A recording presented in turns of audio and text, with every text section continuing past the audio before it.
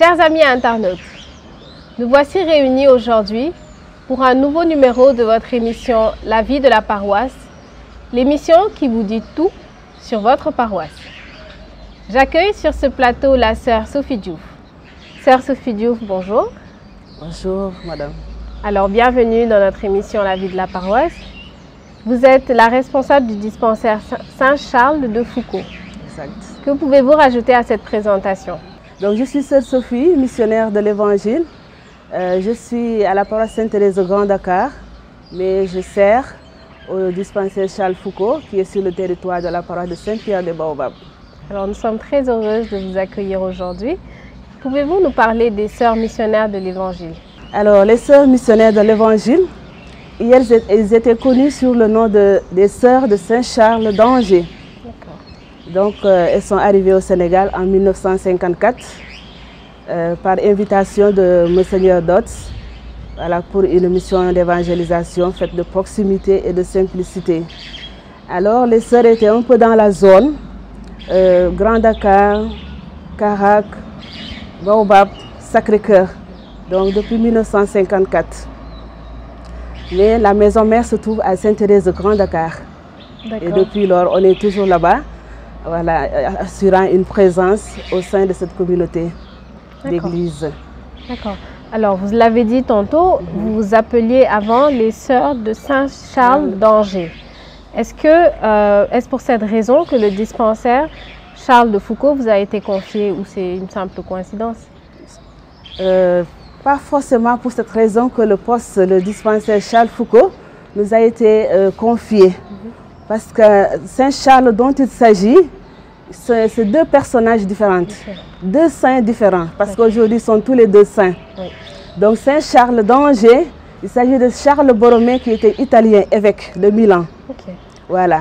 Et à son époque, il a joué un rôle très important dans la réforme de l'Église, notamment dans les séminaires, donc dans le catéchisme aussi de l'Église catholique, et qui s'est beaucoup donné aussi pour les pestiférés, parce qu'à cette époque-là, il y avait la peste, et il s'est beaucoup investi, beaucoup donné, et il a été canonisé dans ces environs-là, et comme la congrégation des sœurs de missionnaires de Saint-Charles d'Angers à l'époque, fondée en 1714, donc a pris comme patron Saint-Charles Borromée. Mais Angers, c'est la maison mère qui était à Angers, c'est pourquoi on disait les sœurs de Saint-Charles d'Angers. Tandis que Charles Foucault, donc c'est un saint récent, on vient juste de le canoniser ce 15 mai dernier, donc à Rome. Ce n'est ni les sœurs qui ont choisi, ce n'est pas parce qu'on portait Saint-Charles que cela, le dispensaire se nomme Saint-Charles, mais par le biais du père Pierre Baudot.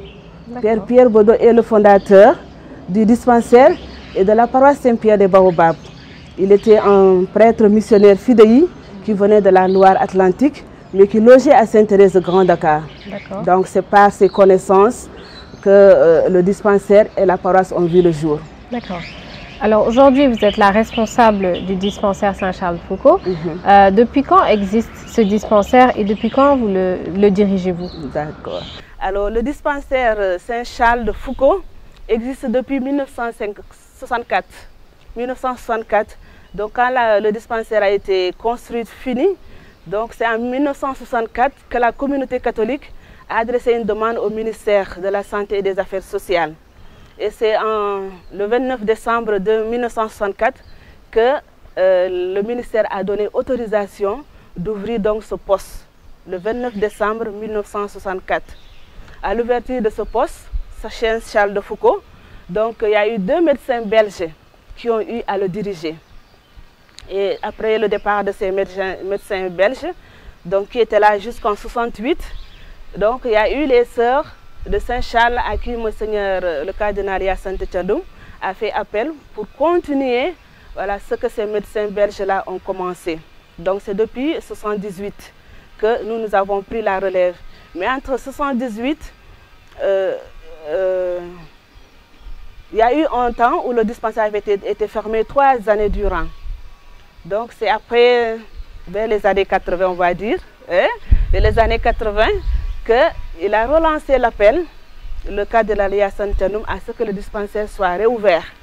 Et à cette réouverture-là, ce sont les sœurs de la Charité de Saint-Louis qui ont répondu à l'appel de l'évêque. Voilà. Et donc, ce n'est qu'en fin 2009 que le dispensaire est revenu à la charge des sœurs missionnaires de l'Évangile, hier connues sous le nom de Saint-Charles d'Angers.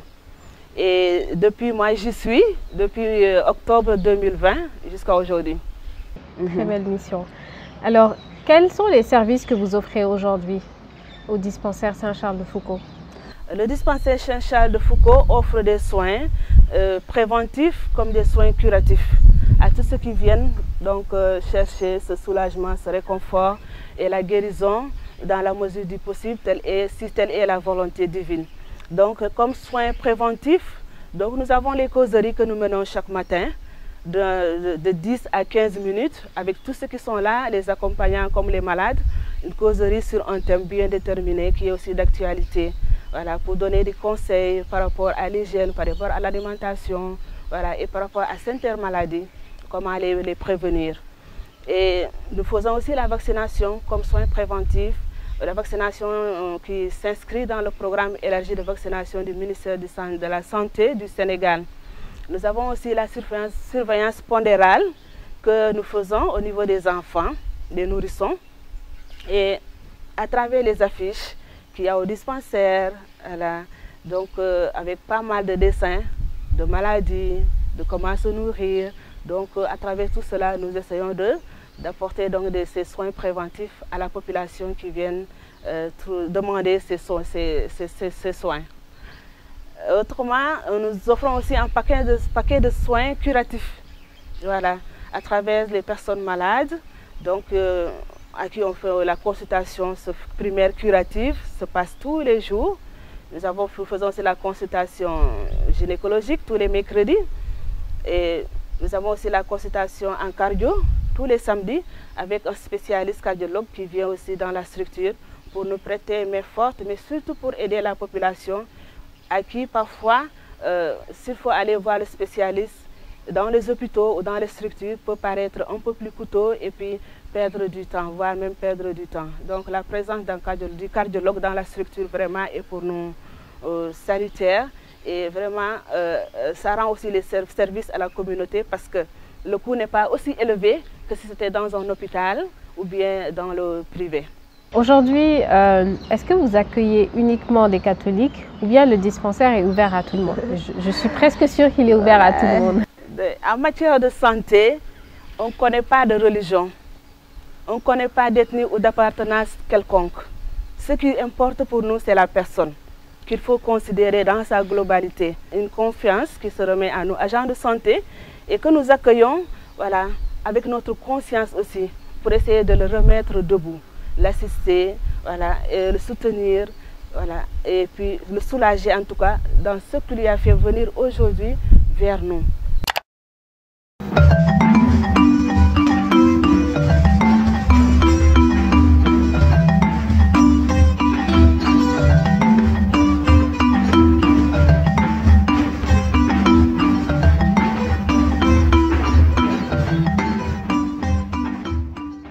Chers internautes, je vous rappelle que nous sommes en présence de la sœur Sophie Diouf, responsable du dispensaire Saint-Charles-de-Foucauld. Sœur Sophie, lorsqu'on parle d'un dispensaire catholique, on fait directement allusion à des indigents.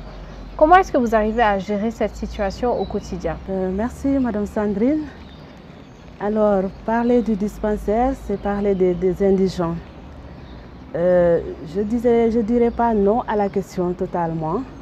Voilà, parce que ceux qui fréquentent habituellement nos structures sanitaires privées catholiques ne sont pas forcément des gens nantis, des gens très riches, voilà, mais des gens, comme vous dites, des indigents, des gens pauvres, voilà, des gens démunis et parfois même des gens qui vont à manquer ce qu'il y a de plus utile, voilà, pour vivre comme se soigner. Et nous essayons de faire face à toutes ces situations-là au quotidien.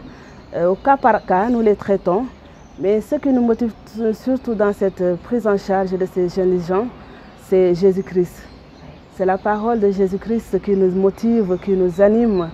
Et chaque fois que nous sommes devant cette situation, on se pose même la question à savoir si ce n'est pas Jésus qui s'incarne à travers cette personne pour demander service. Donc Jésus qui nous dit, tout ce que vous avez fait à l'un des plus petits, de mes frères, c'est à moi que vous l'avez fait. Alors, on essaye dans la mesure du possible de faire un geste, se laisser toucher d'abord, se laisser interpeller et agir dans la mesure du possible. Voilà. Comme je disais tout à l'heure, le besoin de se soigner, il y en a qui viennent, qui n'ont pas assez de moyens pour pouvoir ne serait-ce que payer une ordonnance qu'on leur a prescrite. Assez souvent, les ordonnances ne sont pas assez coûteuses, assez élevées, sauf si peut-être il y a une perfusion où on peut arriver à 5 000, 6 000, mais moins cher quand même les ordonnances. Mais même ces coûts-là moins chers, il y en a qui n'arrivent pas à pouvoir se prendre en charge. Donc qu'est-ce que nous faisons avec ces gens-là? On essaye de demander, après diagnostic, ordonnance prescrite, le coût, le montant de la facture donnée, essayer de voir avec la personne ce qu'elle a réellement. Voilà. Et si la personne vraiment nous dit qu'elle a tout ce qu'elle a et elle n'espère pas aussi pouvoir acheter son ordonnance, même arriver à la maison d'ici un laps de temps, donc nous on essaie de voir à notre niveau qu'est-ce qu'on peut faire pour ne serait-ce que relever l'urgence. Voilà. Aider la personne ne serait-ce que à ce que sa situation ne s'aggrave pas, sa santé ne s'aggrave pas. En quoi faisant, dans notre organisation quotidienne, nous avons un cahier qu'on appelle un cahier de gratuité. Et dans ce cahier de gratuité, donc tout ce que nous donnons comme gratuité, nous l'inscrivons dedans. Voilà. Si la personne, son montant d'ordonnance est à 5 000 par exemple, c'était juste une idée, un exemple. Donc il nous dit qu'à moi je n'ai que 2 000 francs vraiment ma soeur. Et arrivé à la maison aussi, je ne compte sur rien, je ne travaille pas, je suis là, je n'ai pas de boulot, la vie est chère, même pour manger, c'est un peu difficile. Bon, on ne peut pas rester indifférente à de telles paroles. Même si parfois on agit, on a des doutes, mais on se dit tout le temps, quand tu fais le bien, on ne se trompe pas. Même si ton vis-à-vis te trompe, le bien que tu fais ne sera jamais perdu aux yeux du Seigneur. Il trouvera toujours de la valeur et de la récompense. Donc agis tout simplement et fais confiance. Donc ces gens-là, on leur dit de donner le montant. Ils donnent le montant et ce qui reste, on le notifie dans nos cahiers de soins, on le note G. Donc on lui donne pour permettre à cette personne-là de pouvoir avoir la totalité de ses médicaments pour voilà, espérer qu'avec ça, ça pourra lui permettre de retrouver sa santé et de pouvoir continuer à vaquer à ses occupations habituelles. Voilà. Et en tout cas, c'est de cette manière-là que nous essayons d'agir. Moi, quand je suis devant une personne, voilà, la première chose qui me revient, c'est la parole de Luc. Voilà, tout ce que vous avez fait allant.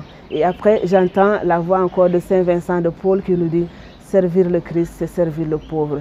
Donc, à travers même ce pauvre-là qui parfois peut déranger, voilà, donc, ou même parfois te frustrer dans ses attitudes, voilà, je me dis, que ferait Jésus? Serait été-il à ma place? Voilà, s'arrêterait seulement sur le physique qui est là, ou bien va-t-il aller au-delà? Donc, au-delà de ces personnes qui sont nos vis-à-vis, nous essayons, avec notre éducation chrétienne, d'y voir l'image du Christ. Et c'est cela qui nous motive, c'est cela qui nous pousse dans le quotidien, voilà, à essayer, comme je l'ai dit tout à l'heure, de gérer au cas ou par cas, donc ces situations de pauvreté que nous rencontrons au niveau de nos dispensaires. Ce n'est pas seulement une pauvreté financière, hein. Voilà. Il y a des gens qui viennent tout simplement parce que voilà, ils ont besoin d'être écoutés. Ils n'ont personne à la maison. Donc on leur tend une oreille. Au sortir, c'est des gens qui se sentent réconfortés, c'est des gens qui se sentent soulagés. Donc il y a d'autres qui râlent parce que ça prend du temps, Et quand ça vient, mais ma soeur, vous avez duré avec telle personne. J'ai dit, personne n'a pris le temps de personne. Si tu as besoin que de 10 minutes ou de 5 secondes, tu prends tes 5 secondes. Celui qui a besoin d'une heure de temps, ou plus même, il prend son heure. Personne ne prend l'heure de quelqu'un. Donc on n'est pas aussi au marché pour venir dire, achète, vends-moi ceci et on part. Non. Donc c'est tout un art de prendre en charge. Et on n'a pas à travailler sur des objets, c'est sur la vie. Donc on fait tout pour que dans ce que nous posons comme geste, dans ce que nous faisons, nous puissions vraiment choisir la vie, conserver la vie, comme nous dit Deutéronome. Voilà. Alors puisse le Seigneur véritablement vous accompagner encore dans cette très belle mission. Merci. Alors, comme un bon nombre de dispensaires, il y a eu, vous avez fait face à la pandémie de Covid-19, vous êtes un centre de vaccination. Quel est votre ressenti par rapport à ça? Est-ce qu'aujourd'hui, il y a assez de personnes qui sont vaccinées? Il y a eu beaucoup de polémiques autour du vaccin. Comment est-ce que les gens perçoivent aujourd'hui le vaccin contre cette maladie de Covid-19? Merci, Madame Sandrine. Voilà, la question, la pandémie de coronavirus est toujours là. Mais on constate aujourd'hui au Sénégal, on a l'impression que le Covid est fini. Même les mesures barrières, on ne les respecte plus ou presque. Voilà. C'est peut-être dans nos structures qu'on est un petit peu plus rigoureuse, qu'on leur dit vous ne franchissez pas le seuil du dispensaire si vous n'avez pas de masque. Parce que aussi, nous sommes exposés. Bien sûr. Voilà. On rencontre beaucoup de personnes dans le quotidien. Donc il faut aussi nous exiger cela pour nous protéger, pour pouvoir continuer à être au service de la communauté. Voilà. Mais la maladie, la pandémie de coronavirus, depuis dès le début, donc il y a des gens qui croient que la maladie existe réellement, et d'autres qui ne croient pas à la maladie, que c'est une invention, tout est politisé, c'est question de politique, voilà. Et c'est pareil aussi pour la vaccination. Donc il y en a qui croient à la vaccination, qui ont pris leur dose, et même leur dose de rappel, troisième dose, et il y en a par contre qui n'ont jamais, voilà, même vu comment le produit ou bien ne sont jamais approchés des structures, voilà, pour la vaccination. Aujourd'hui, qu'est-ce qu'on constate? Au Sénégal, il ne faut pas dire qu'il y a beaucoup de vaccinés. Pour presque 14 millions d'habitants, on parle de 1 million et quelques. C'est insignifiant. C'est insignifiant. Et il y a pas mal d'antigènes, de vaccins que l'État a eu à décimer, à détruire, parce que la date de péremption était arrivée. On ne peut plus les utiliser et c'est de l'argent perdu. Voilà. Mais les gens ne regardent pas tout cela, avec toute la polémique autour. C'est des vaccins, quand tu les prends, ça te rend stérile. Quand tu les prends, c'est pour réduire donc la fécondité de l'homme ou de la femme. Il y en a qui les ont pris avec une paralysie quelconque, je ne sais pas quoi. Voilà. Même si ça trouve que tu n'avais pas de mot de tête, tu prends le vaccin, tu te vaccines, il y a des mots de tête, on dit que c'est le vaccin. Donc il y a tellement, voilà, beaucoup de polémiques, de fausses informations qui ont été divulguées au niveau des réseaux sociaux et qui n'ont pas vraiment été aidants dans la sensibilisation à ce vaccin, à la prise de ce vaccin contre la pandémie du coronavirus. Aujourd'hui, il n'y a plus d'affluence. Depuis le virus Delta, donc la deuxième vague qui avait fait beaucoup vraiment, a été meurtrière, on va dire, parce qu'il a fait beaucoup plus de morts par rapport à la première vague. Donc là, il y avait vraiment d'affluence. Les gens sont venus en masse se vacciner. Mais depuis la fin de Delta, les gens ont relativisé carrément la vaccination. À nos jours, on ne voit plus presque personne. On le faisait tous les jours la vaccination, mais maintenant c'est une seule fois dans la semaine que le samedi. Parce qu'il n'y a plus guère de monde, c'est seulement les gens qui se déplacent dans la sous-région, les gens qui doivent sortir hors pays ou hors continent, qui sont obligés de présenter un pass, voilà, de chercher un pass. Ce sont ces gens-là qui viennent demander le vaccin. Mais sinon, les vaccins sont là à dormir dans nos frigos, donc on ne voit pas les gens vaccinés. Et c'est très dommage. Alors, ma soeur, on constate aujourd'hui qu'il y a beaucoup de difficultés d'accueil dans les structures de santé. Est-ce qu'il y a une différence dans les structures catholiques? Oui, je dirais qu'il y a une différence par rapport à l'accueil. Et ce n'est pas parce que je suis vraiment dedans que je le dis, mais ce sont même des gens d'extérieur, les gens d'extérieur qui vraiment, de par leur témoignage, voilà, qui nous font ressentir et découvrir cela. Ou les gens tout simplement qui viennent en consultation et après la consultation, ils sont tellement satisfaits, tellement contents, ils te disent « Ah ma soeur, je n'ai jamais été aussi accueillie quelque part comme ça. Voilà, je suis satisfait, je suis content du service. » Donc on le dit, si vous êtes satisfait, nous aussi on est satisfait parce qu'on est là pour votre satisfaction, voilà, pour votre prise en charge. Mais c'est tout, pour moi, je dis que c'est tout à fait normal qu'il y ait une différence dans l'accueil. Voilà. Parce que, en tout cas, moi, comme tous ceux qui sont dans la structure, et comme dans tous les postes de santé privés catholiques, dirais-je, nous agissons avec ce qui nous anime, notre conviction, notre foi en Jésus-Christ, serviteur et sauveur. Donc Jésus, partout où il a passé, il a fait que du bien. Et à travers des choses, des gestes tout simples, voilà, des gestes de bienveillance, un regard d'amour posé sur quelqu'un, voilà, la vie, le réconfort, à travers une bonne parole dite, voilà, l'espoir de revivre, redonner à tout ce qu'il avait perdu.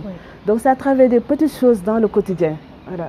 Et à l'image de ce Christ-là, serviteur, que nous essayons de faire de notre mieux à ce que la qualité de l'accueil aussi soit de rigueur. Parce qu'accueillir, moi je dis, c'est valoriser la personne. Bien sûr. Hein? Accueillir, c'est donner l'autre à sa place. C'est le mettre en confiance aussi, le mettre à l'aise. Et quand il y a cette confiance, cette thèse-là s'installe entre soignant et soigné, donc il peut y avoir une collaboration dans les soins. Mais quand la personne vient des gens, tu se mets à râler sur la personne avec toute son angoisse, au contraire, tu l'enfonces. Tu ne l'aides pas du tout. Voilà. Donc pour nous, l'accueil que nous faisons, pour nous, contribue aussi aux soins. C'est une approche première de la prise en charge de la personne. Une approche première de la prise en charge de la personne. Et c'est important. Comme on nous l'apprend dans le slogan, donc bien accueillir, c'est soigner à moitié. Quel est votre plus grand... Excusez-moi, je voudrais dire, au niveau de Charles de Foucault, donc on a une dame qui est là-bas. Vraiment, on l'a mis là-bas, mais c'est avec un don spécial qu'elle a. Voilà, au nom de Rosalie Diminga, que nous appelons le Badianogo de l'environnement de Saint-Pierre de Baobab. Donc c'est un don spécial, une telle personne très joviale et qui aussi, j'en suis sûre et convaincue que c'est une personne qui cherche aussi Dieu à travers ce travail d'accueil qu'il fait auprès de toute personne qui vient dans la structure, auprès de toute personne. Voilà. Et c'est ainsi, à mon avis aussi, qu'elle cherche son ciel, qu'elle cherche son paradis dans les petites choses qui semblent être minimisées par certains, mais qui font beaucoup de bien. Parce que les malades même en témoignent. Ils viennent jusque chez moi pour dire « Ah, ma soeur, écoute ce qu'il dit, cette personne-là. » Donc, voilà. Ah, je lui dis, en tout cas, c'est un don qu'elle a. Il faut continuer à prier, pour que le Seigneur, de jour en jour, continue à lui donner la santé d'être là et qu'elle puisse aussi vous aider à vraiment dissiper votre angoisse quand vous venez tout angoissé avec vos problèmes, soit c'est des problèmes de santé, problèmes de famille, et c'est tout un paquet quoi. Donc, nous cherchons à décompresser avant de faire quoi qu'il en soit. Et arriver dans le bureau aussi, on dit, si c'est en faïenne, on dit, est-ce que tu as pris ton couscous ce matin pour taquiner tout simplement. Si c'est un diola, mais on n'a pas de couscous, du riz blanc à te donner ce matin, ni du moyen avec du bissap encore. Mais voilà. Et puis le sourire. La personne se sente reconnue. Donc c'est important dans la structure, l'accueil.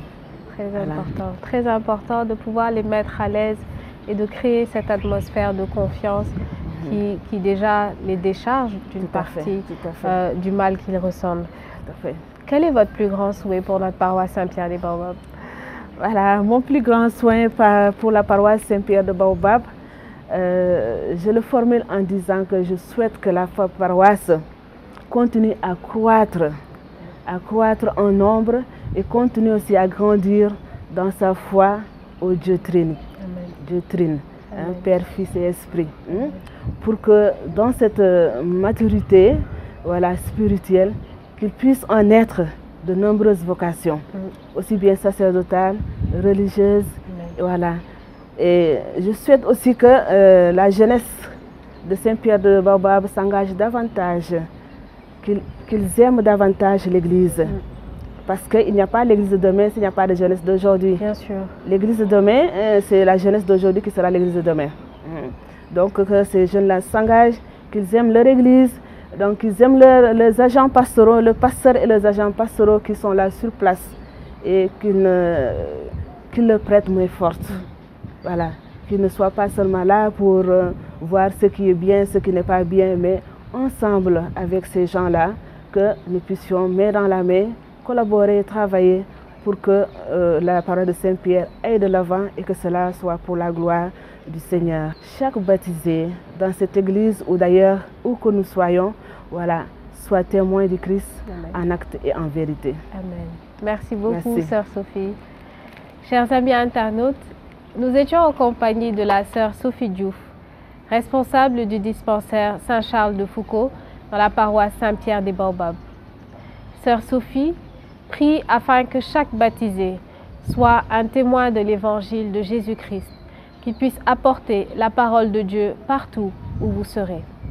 En attendant le prochain numéro, veuillez répondre à la question suivante.